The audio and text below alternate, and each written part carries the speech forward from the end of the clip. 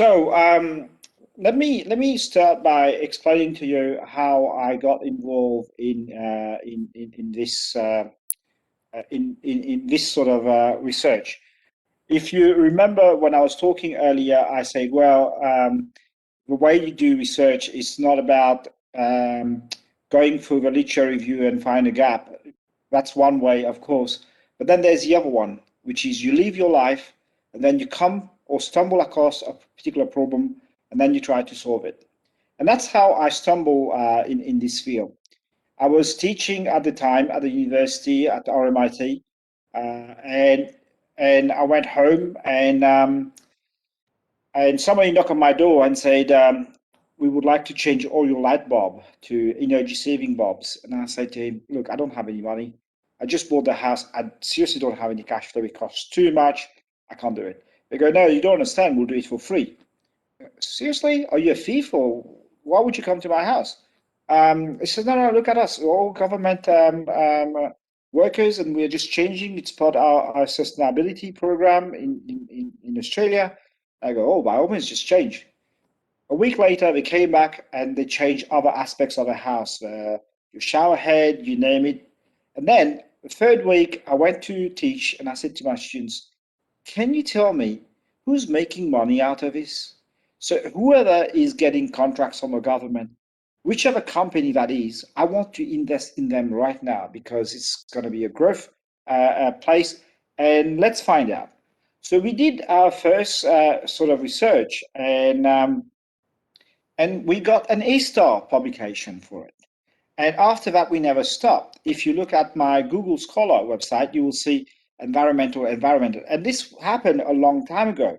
This was at the start when nobody was talking about environmental finance. Yes, there were scholars in other disciplines talking about environmental economics, environmental accounting, but it was not quite there in the finance. And that's when I started working on this. So the way I've structured today's presentation is I'll give you a bit of an introduction, literature review, and where you want to focus is the methodology. And that's a tool that I would give it to you as a breadwinner tool. And I did a GYAN program about a year and a half ago in India, and 2 years later, I am seeing a lot of people who attended that workshop publishing in A journals using Indian data set. And to me, and my group of network, when they see these papers coming, they say, Vic, we've got competition from India. And I said, let me have a look at these names. And oh, these are the people that are trained. Good on them. They are making a killing. It's lovely. So 2 years later, I'm seeing papers coming from this methodology. Now, it is not a secret. This methodology is just a simple event study methodology. And it addresses a number of issues, and people are reading them. It's a methodology that is very well accepted in the finance literature. And it's not like you're building something new. We don't know what you're testing at the end of the day. It's a very well-established tool, and people are testing for it. Now, you may think that I'm giving you away this tool for no reason, or it's I'm going to be facing really tough competition from people that I'm training. No, that's because we have so many places that it can be applied. And I'll show you personally where I have applied them in the equity markets and how many A and A stars publications I've got from them. It's a simple tool, and if you master it and if you do it well, you execute it well, I don't see any reason why people would not publish your work.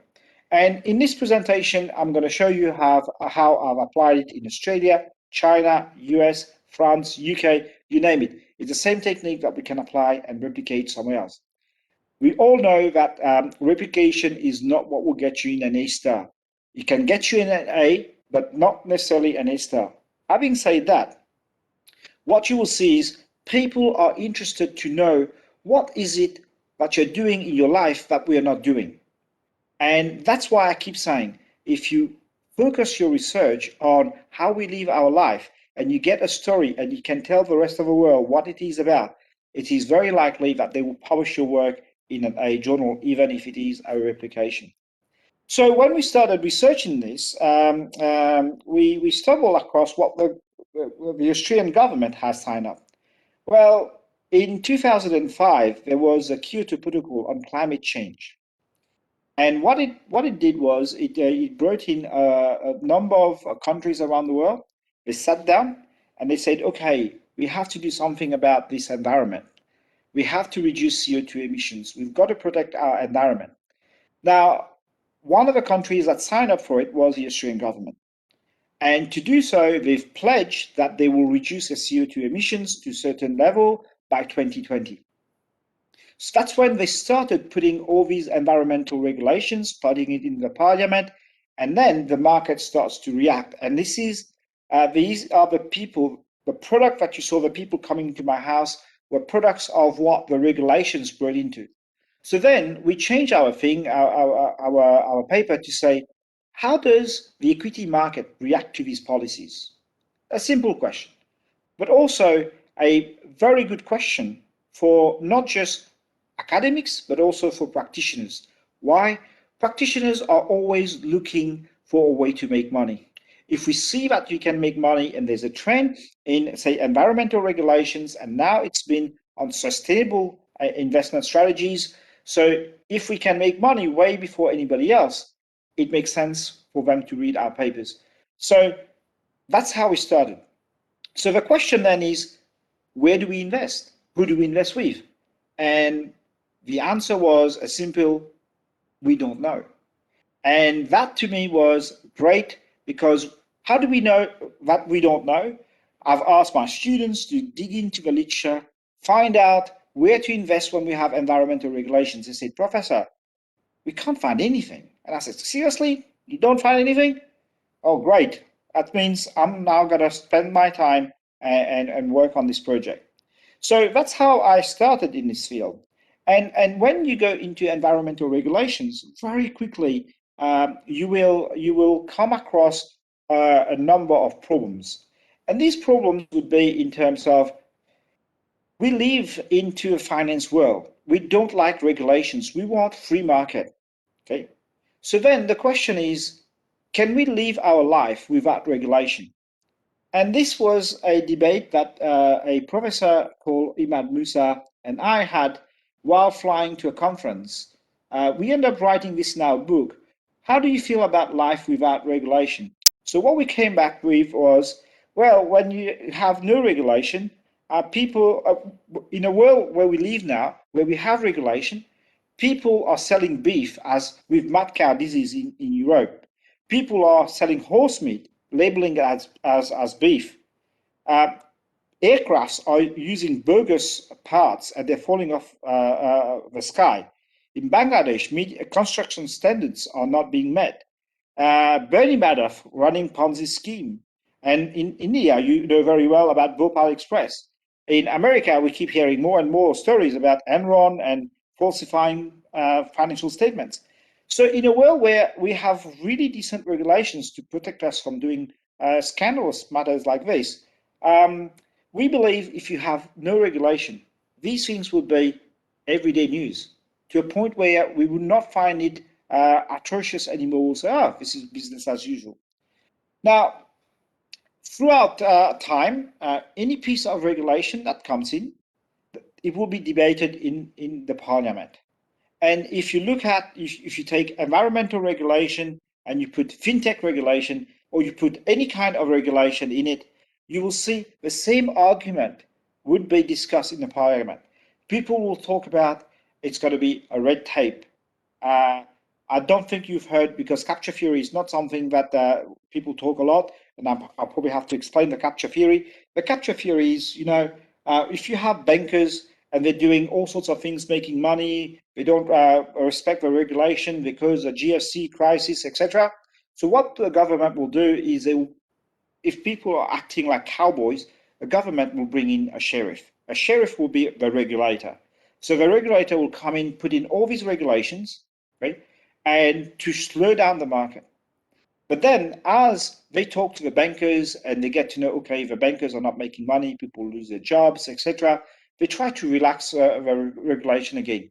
So this is when the sheriff is being captured by the same group of people that he came down to sort of to whip. So that's the capture theory. But the whole point of this, of me telling you this, is regulations, deregulations. It create opportunities for us to do research, and because there are new things that it has been implemented, it creates an amazing opportunity for all of us finance researchers to look into. Unfortunately, in my experience, what I find is if followers like other finance researchers, they look at Journal of Finance and they find out, okay, these guys done this, we're going to go and replicate that. And yeah, you sometimes get into A star just by replicating it and telling others their works are good.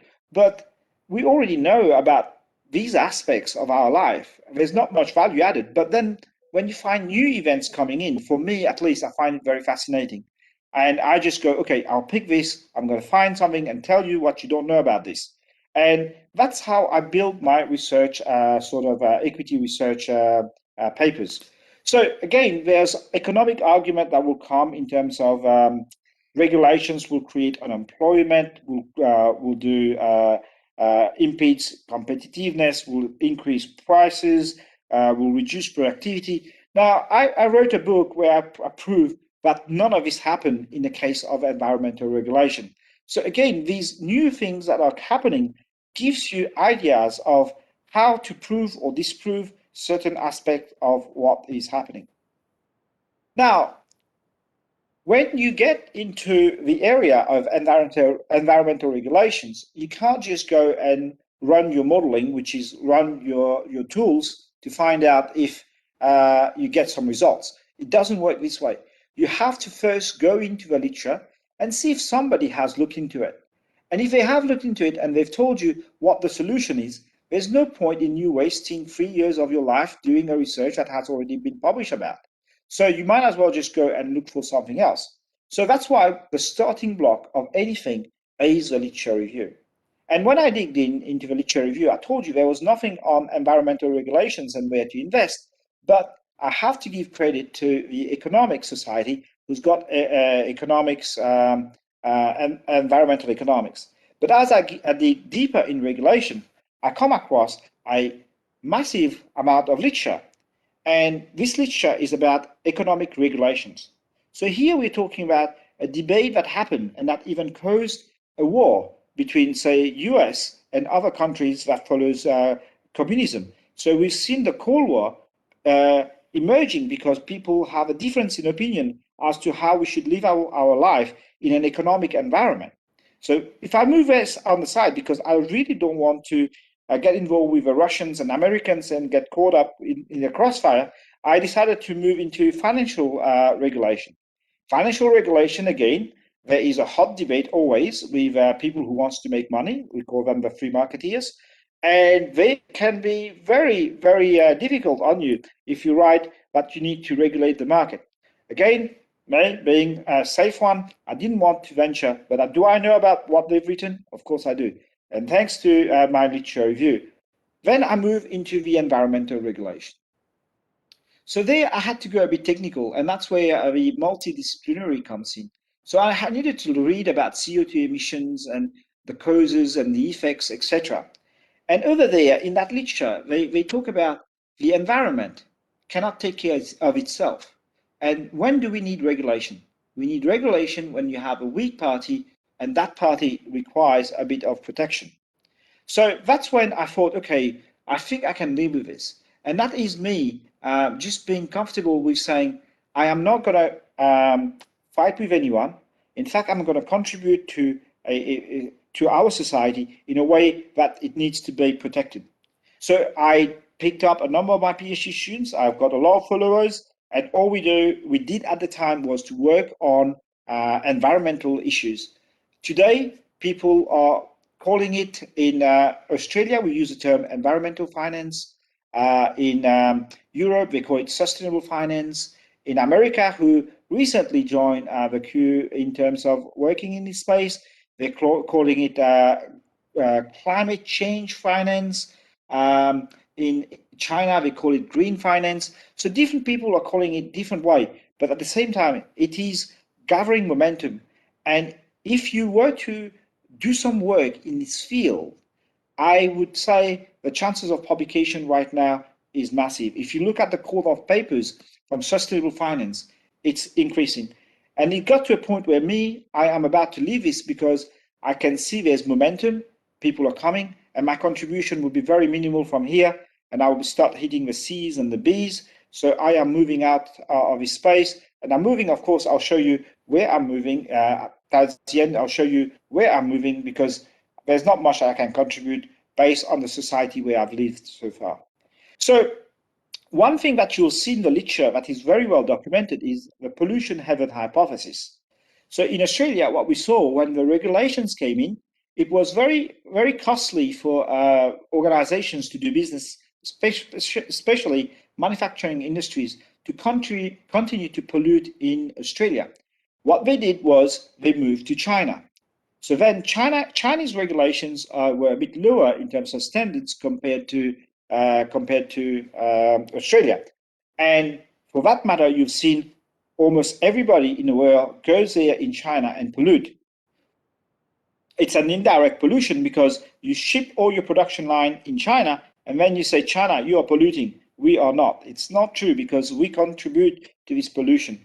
So now that China has reached its level where the people there are having a decent income and they've reached a growth level where they think their society is okay, they are trying now to reduce CO2 emissions in China. So they are increasing their environmental regulations. And we are seeing a lot of Chinese scholars taking into account what their government is doing, writing about them now, and you're seeing a new wave of regulations, environmental things coming out in China.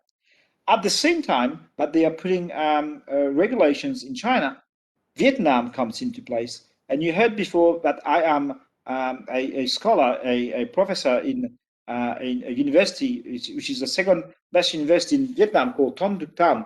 And the reason why they brought me down there is because Vietnam is now the pollution heaven. So they've opened up for people to come and do production on their land. So they want to do something very different, which is we grow now, we clean now approach, which is as we are getting pollution, we need to use stuff that would reduce CO2 emissions at the same time. So, and if you heard about my appointment as in Changing Academy of Environmental Sciences, this is actually an environmental protection agency. And they do research, and I do the research for them in the area of business. Okay. Now, these matters, they don't just stay in, say, China. They also happen to be big debates in Europe and in the United States.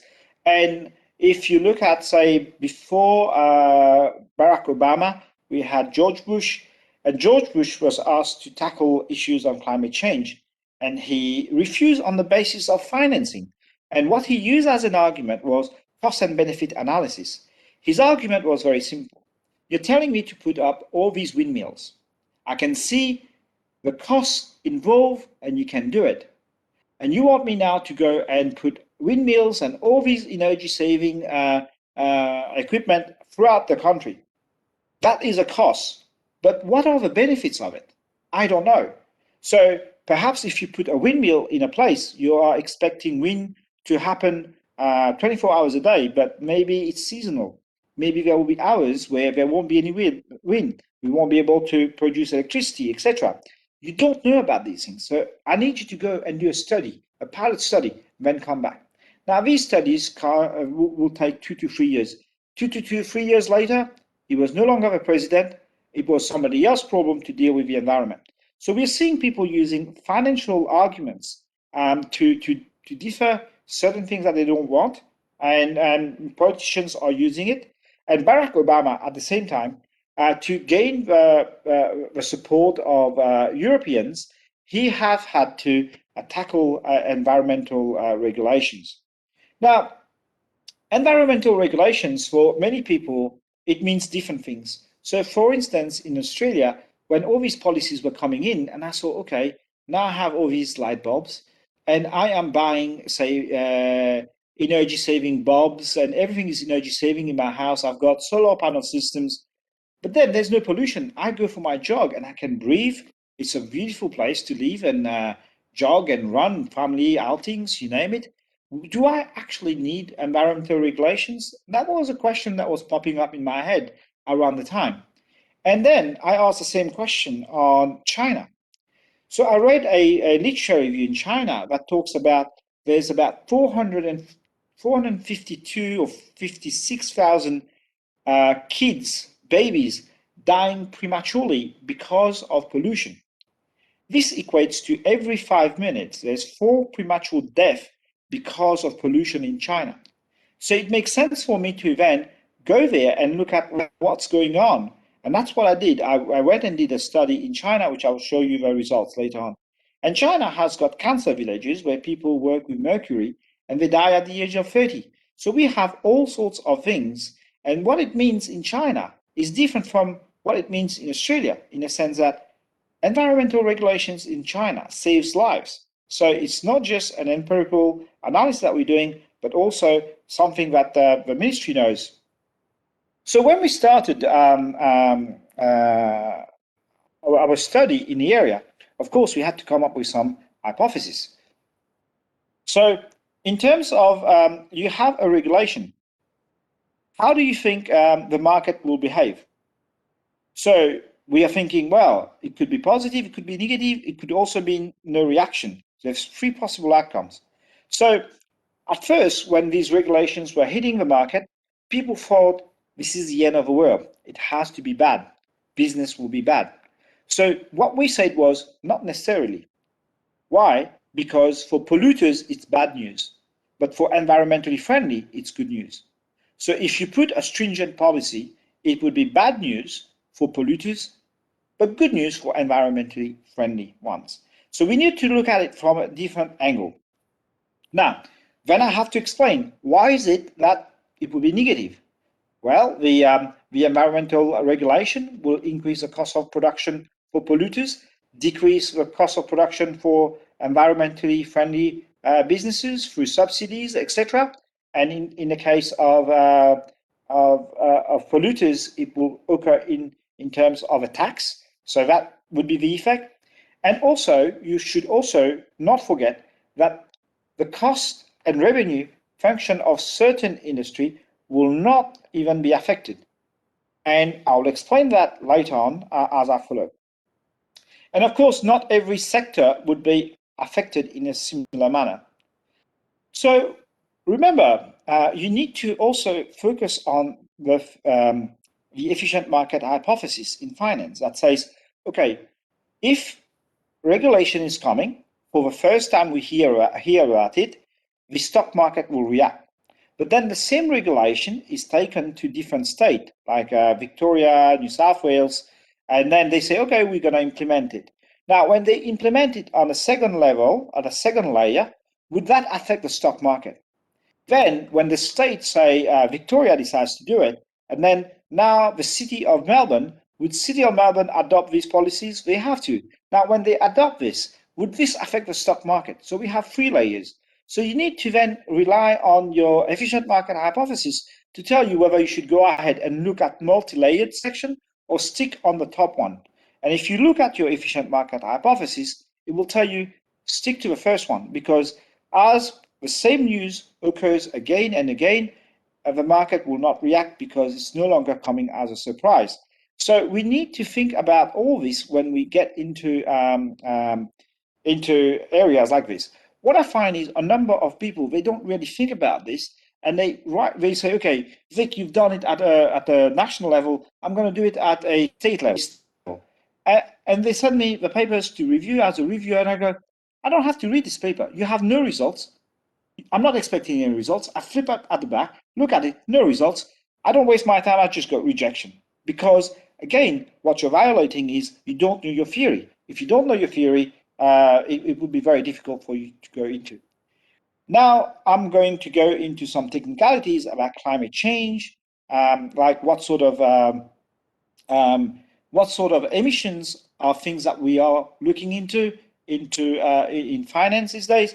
Climate change, if you look at, say, Kyoto Protocol, they talk about a number of 6 different kinds of emissions that we need to control: CO2, methane, nitrous oxide, etc., etc. As you can see, I'm not very good with the technical side of these chemicals or their names.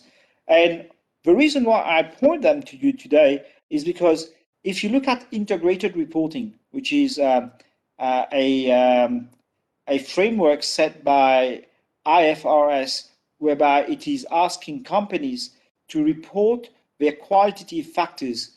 And one of the qualitative factors is to report on their environmental damages that they're doing, meaning they have to report about so how much CO2 emissions they are doing and how much methane, etc., etc. So they have to have a full disclosure.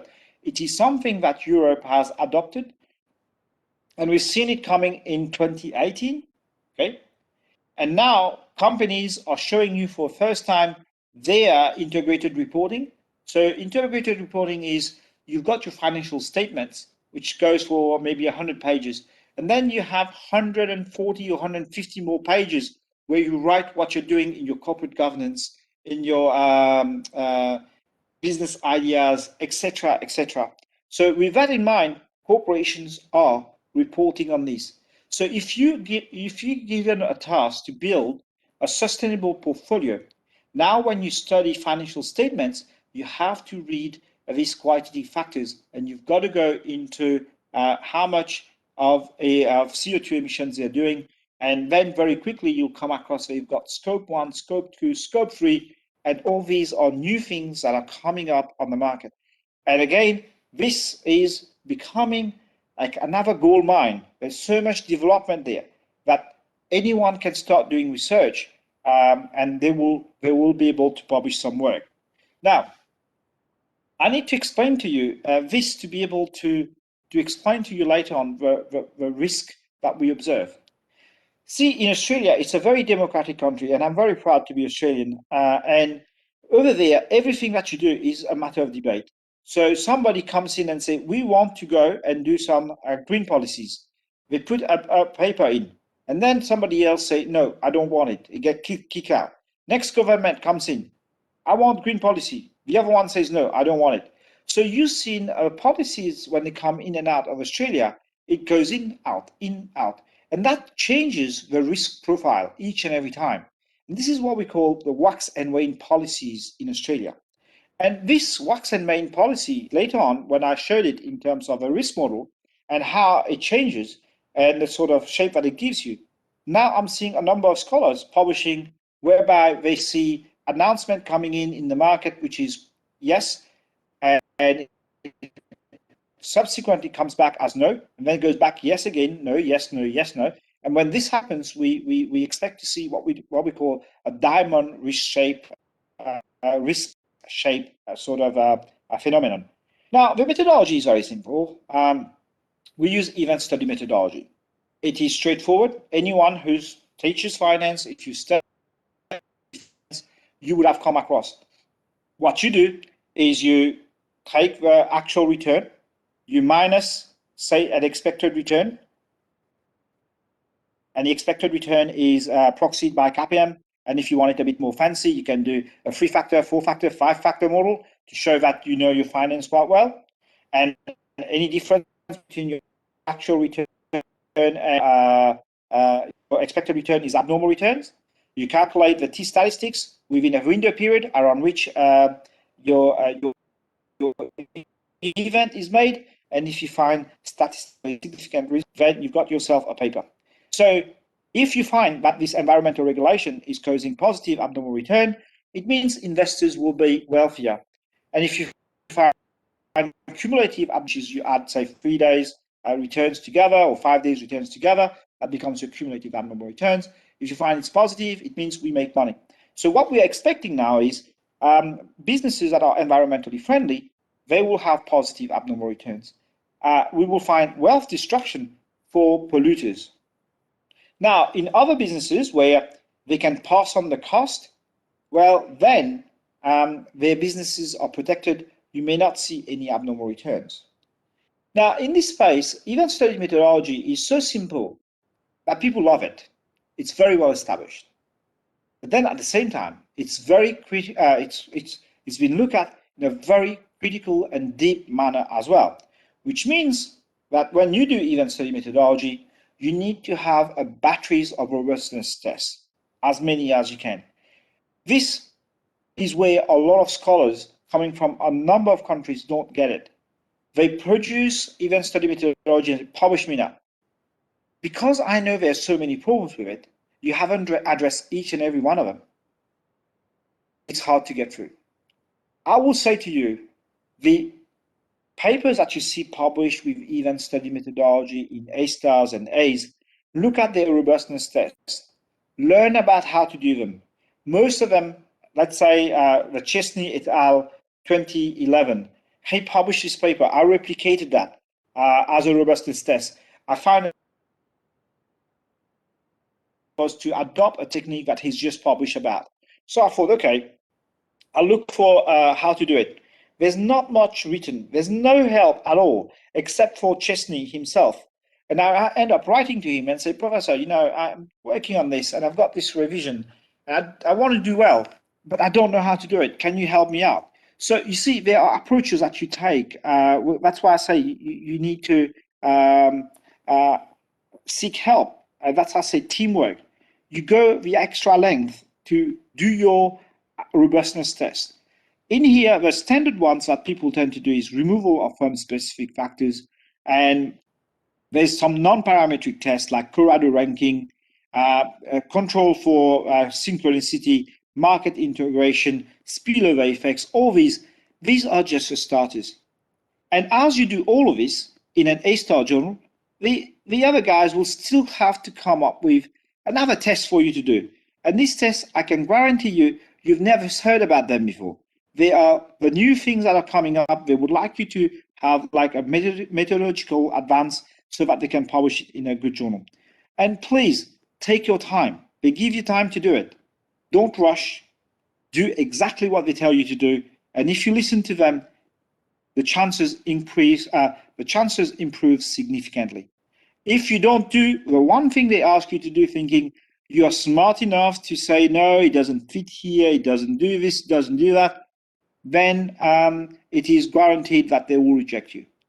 Now, if you see it not adding value when you do these additional steps, put it in an appendix so that they can see their ego will be satisfied. Oh, they've done it, it doesn't work. Okay, that's still something. And they did what I asked them to do. Clearly, they know now what I'm talking about. We are on the same platform.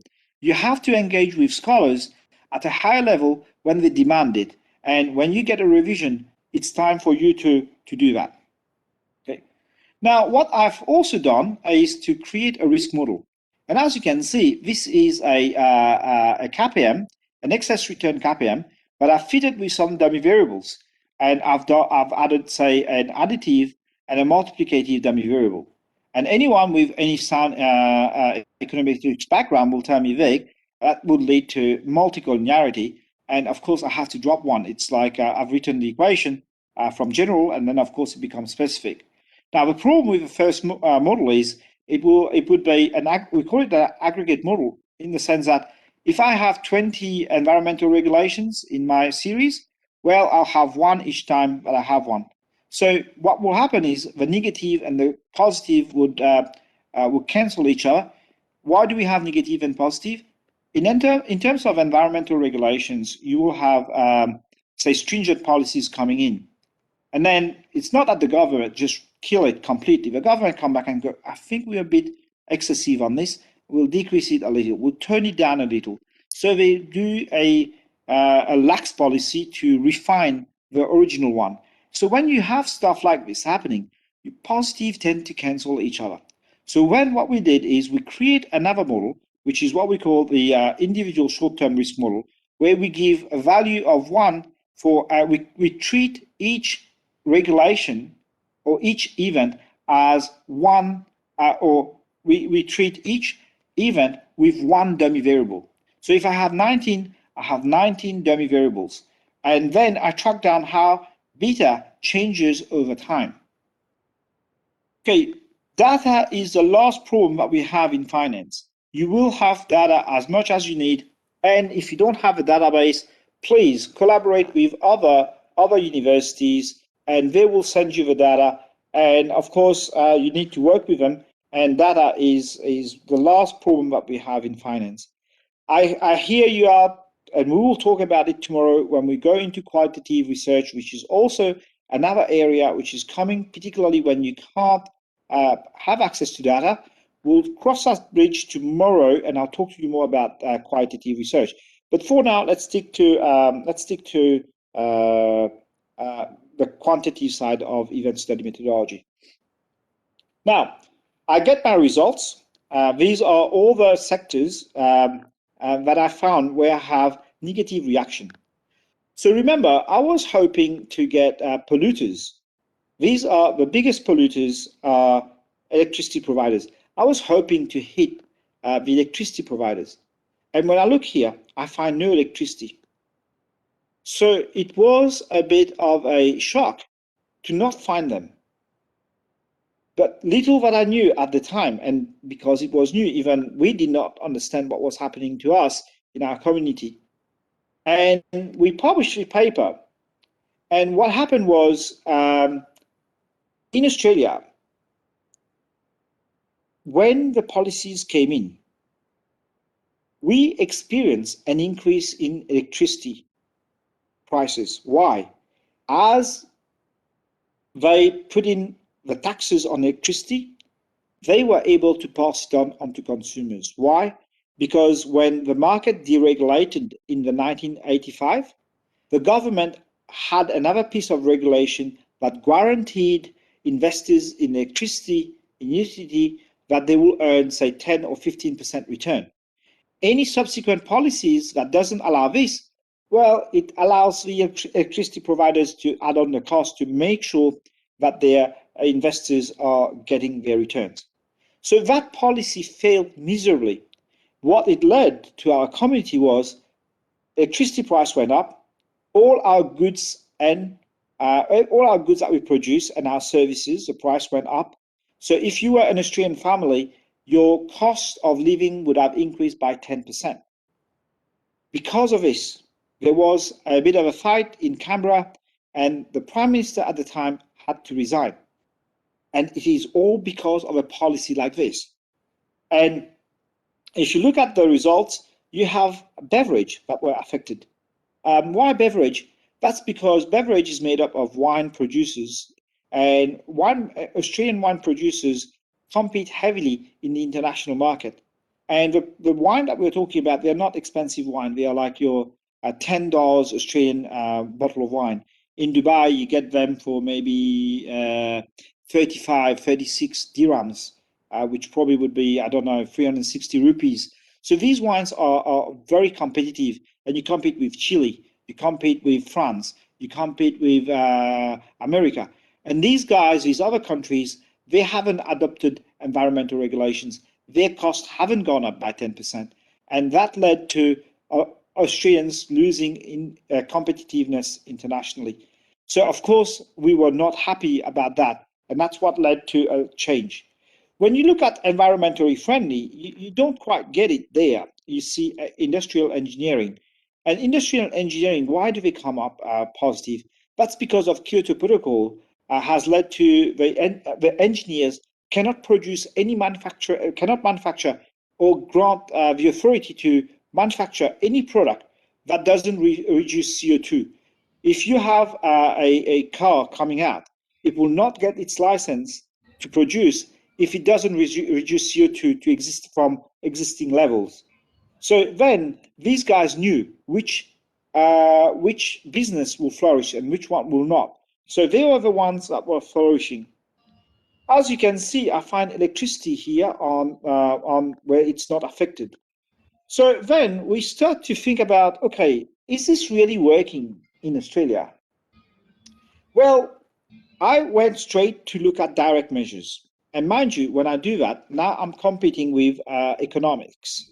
So now we venture in environmental economics, which I don't want to do, but in a book that I wrote, I showed that despite us doing all these policies and being taking leads in the world, we are not seeing a slowing down in the CO2 emissions or methane or nitrous oxide or anything like that. But lessons that we've learned is every time you change your regulation, remember my individual dummy variable, the, the risk of polluters increases when you put stringent policy, and it decreases for environmentally friendly. And if Australia changes its mind, the risk goes back to what it's meant to be previously, and a reversal happens for environmentally friendly. As you can see, every time we have a wax and wane policy, there is a change. And again, this is something new that we did that nobody else showed. And that's why we got an ASTOP publication. And that's what we are referring to diamond restructure. And as we extend this into other fields like banking regulations, um, financial regulations, or any kind of regulations where you tend to have, yes, the government comes in strong and then they come back, they relax it a little, you find this sort of diamond structure popped up. I replicate the study and published it as well in a B journal, not an A. And I don't have a gut to send it to an A because they will say, Vic, come on, don't try to fool us. It's the same thing. You're just replicating. So you sell it to a B easy. And these guys in the B journal would love it because they say, okay, we don't have a piece like this. We see mainstream is publishing this. Give me a piece. Okay, I'll take it. So there, we replicate the paper and we establish something that we say, yes, there is abnormal returns around environmental regulations.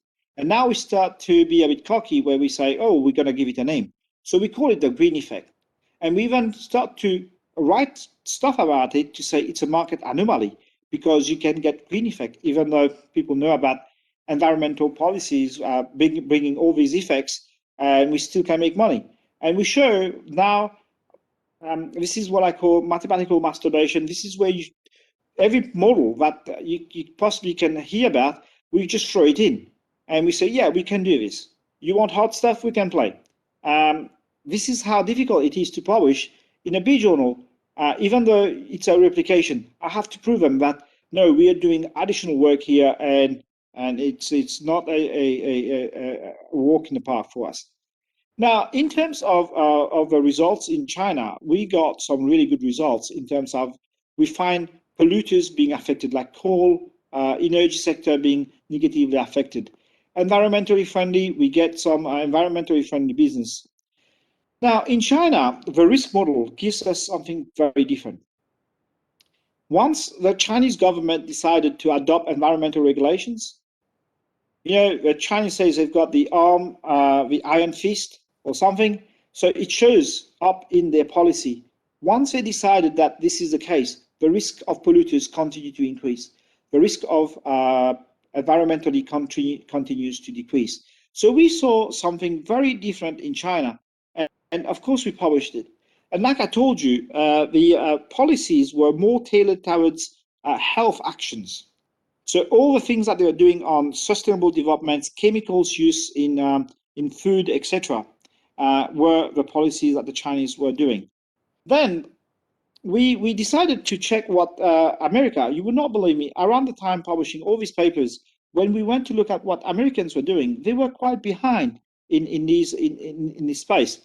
So it's only recently that the Americans are coming on this platform to talk about environmental issues. So when I got into there was not many policies coming out before Obama, but around Obama, we saw a number of things emerging. So because Obama came out not just with environmental regulations, he came up with I think 4 different agendas like health, peace, environmental regulations. I can't remember the other one. So as Obama come up with this, we see a lot of movement. And I play around, write the next paper, and because it was about the US market, I happened to get an A publication on it because I showed the world how Obama was liked by the Europeans and they were not liked by the Asians, like Singapore, Hong Kong, etc. So you would not believe me. I don't think it was his paper, but it was validating what Americans knew because Barack Obama got the feedback, got the poll that he was disliked or not liked in Asia. he ended up taking his Air Force One, flew to there and said, look, I may be black, I'm a good man though. I can be a brother to you, the Chinese. And that was how he did it, to make sure that he was able to keep pace in the world and maintain world order, etc. Now, when you take this, when you take this same policy and you go to the UK, the UK has got different problems. Their problems was how to generate electricity for this large amount of population. And at the time of us doing this paper, they were having debates on nuclear power. So we picked up this nuclear power debate, and we end up publishing in an A journal. Okay. So as we travel the world, sitting in our office in Melbourne and tracking down, we were publishing in A's, and it was easy money. And I don't know how easy it is now, but back then, we're talking about 10, 15 years ago, it was a new field, it was a gold mine, and I still publish it on it. But you see, I have Pham, who's my PhD student. He now probably he finished his PhD not long ago. He probably have like 15 publications. Most of them are A journals in the area, and I publish a lot with him. And with Weaver, when he was doing his PhD, I would not let him stop in his methodology on event study methodology, because when you do a PhD, you have to go and push the boundaries. So he came up with a set of conditions on how to measure whether an environmental policy is excessive or not. And this did not come because we pull it out of a hat as an example. That is because of the Italian prime minister or president, whoever they have as leaders there. He made a call to some professors in NYU or Stern and asked them, look, can you advise me on, is EU ETS excessive? Because I see a number of business owners coming to me saying their business are failing, and it's EU ETS, which is the environmental regulations out there, that is killing them. So I said to Hui, let's develop this set of conditions and test it, and we'll see if these people claims are okay or right. And that's when we did our study in Italy, and this paper we haven't published yet. We published the French version in an average A journal, but not this one. This one, we have to rewrite it because there's so much similarity with the other papers that we published in Germany and France. So here we find about 5% of people that failed was associated, only 5% failed because of regulations. And these businesses, they were already at loss. So we dig in a bit more to find out what was the characteristic of these firms. They were firms that were failing regardless. And environmental regulation is, that was us probably setting some standards for Italy.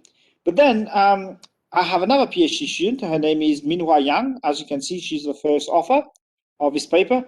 And her PhD, because again, I had 3 or 4 PhDs around the same time doing environmental regulations. So I needed to make sure that their projects all under the same umbrella, which at the time was not very known to a lot of people. They say, oh, they're all doing the same literature, they're all doing the same thing. So I said, no, it's different projects.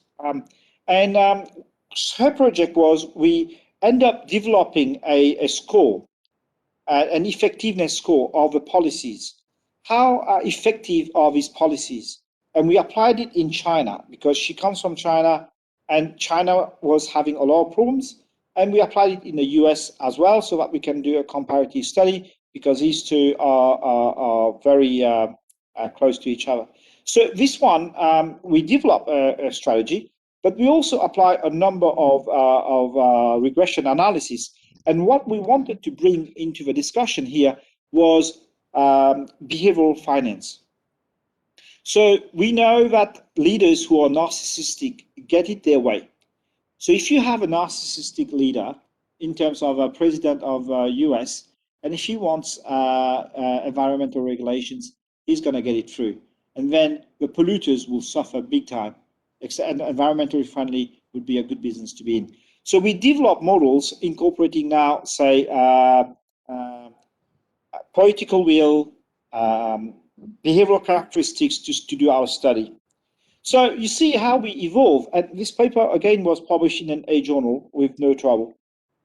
So now when I moved to Dubai not long ago, and you'd be thinking, why do I move to Dubai? Because fintech is the centerpiece, like what Dubai is doing in terms of blockchain technologies is insane. And since I've been here, I've learned so much more that what we're doing in Australia, it's crazy.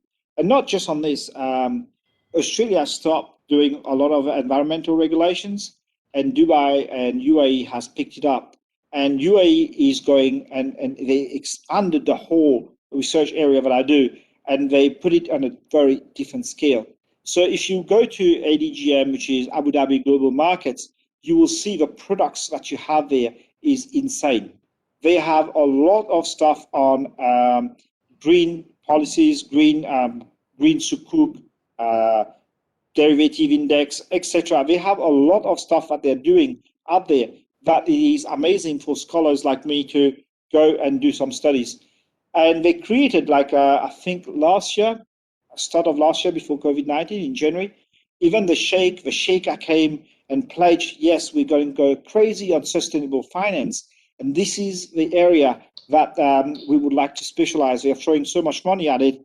And it clearly now you understand why I am in Dubai. It's fascinating, the stuff that is happening in this space, in the area that I work, and I get to advise ADGM and a number of people in this area.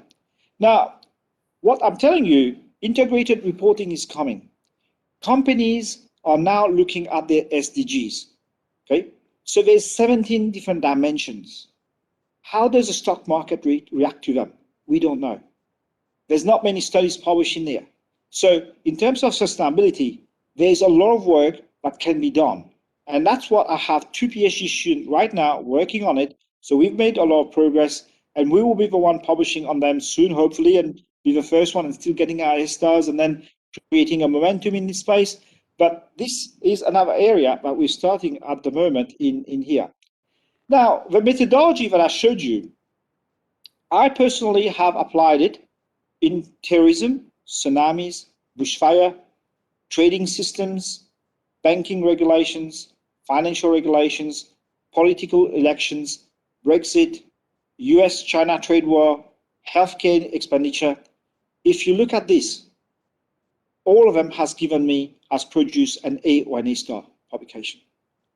A recent paper that I published on Brexit is one of the most cited paper. It has just been released, and people come and see me for advice on Brexit, even though I live in Australia and now I am in Dubai. I get a lot of people asking me for advice, even though I have recently published a paper on US-China trade war. Again, it's going to have a good impact. And guess what? The reason why I say contemporary is also the tool. Even study methodology is a tool that we can use to address anything that can come up. If you are thinking, have I done it on COVID-19? Of course I have. Why would I not? I have papers. We've got, remember Minhua Yang? A paper has already been replicated using COVID-19. Health policies, health regulations, and it is under review. We've got a revise and resubmit in an A. As we are speaking, it is under revise and resubmit. The tool that I've given you is for life. So tomorrow you find a news. Day after tomorrow, you find a different news. Next year, you find a different news that is unique, we haven't heard of. Go, use this technique. It works. You will get an A publication because people are always worried about what's going to happen. So